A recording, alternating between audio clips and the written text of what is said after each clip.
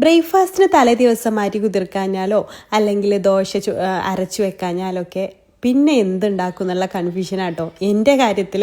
അപ്പം അങ്ങനെയുള്ളപ്പോൾ തയ്യാറാക്കി എടുക്കാൻ പറ്റുന്ന ഇൻസ്റ്റൻ്റ് ആയിട്ടുള്ള ഒരു ബ്രേക്ക്ഫാസ്റ്റ് ആട്ടോ. നല്ല സോഫ്റ്റ് ആൻഡ് ടേസ്റ്റി ആയിട്ടുള്ള ഒരു ദോശയാണ്. റവ വെച്ചിട്ടാണ് നമ്മളിത് തയ്യാറാക്കി എടുക്കുന്നത്. 1.5 കപ്പ് റവ മിക്സിയുടെ ജാറിലേക്ക് ഇട്ട് കൊടുത്തിട്ടുണ്ട് കേട്ടോ. അപ്പം ഞാൻ എടുത്തിട്ടുള്ള റവ വിജയ് ഗോൾഡിൻ്റെ പ്രീമിയം വീറ്റ് റവയാണ് കേട്ടോ. നല്ല അടിപൊളി റവയാണ് കേട്ടോ ഇത്.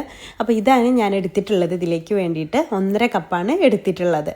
പിന്നെ നമുക്കതിലേക്ക് ഇത് റവ മാത്രമാകുമ്പോൾ ഒരു ബൈൻഡിങ് കിട്ടൂല. ഒരു 3 ടേബിൾ സ്പൂൺ ഗോതമ്പ് പൊടി എടുത്തിട്ടുണ്ട്. അതിന് പകരം മൈദയും എടുക്കാം കേട്ടോ. പിന്നെ 2 ടേബിൾ സ്പൂൺ പഞ്ചസാര, 1 ടീസ്പൂൺ ഇൻസ്റ്റൻറ്റ് ഈസ്റ്റ്, 1 ടീസ്പൂണാണ്. പിന്നെ 1/2 ടീസ്പൂൺ ഉപ്പും ഇളം ചൂടുള്ള വെള്ളം 2 കപ്പ് ചേർത്ത് കൊടുക്കുക.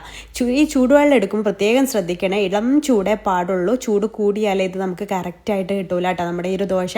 പിന്നെ മിക്സിയിലിട്ട് അടിക്കുന്ന സമയത്തും നന്നായിട്ട് ശ്രദ്ധിക്കണം, ചൂടാവാതെ ജസ്റ്റ് 1 മിനിറ്റ് ഒന്ന് അടിച്ചെടുത്താൽ മതി കേട്ടോ. ചൂടായി കഴിഞ്ഞാൽ നമ്മുടെ മാവ് ഉണ്ടല്ലോ അത് എന്താ പറയുക വെന്ത് പോയിട്ട് നമുക്ക് കറക്റ്റ് ദോശ ഹോൾസ് ഒന്നും വന്നിട്ട് കിട്ടൂല.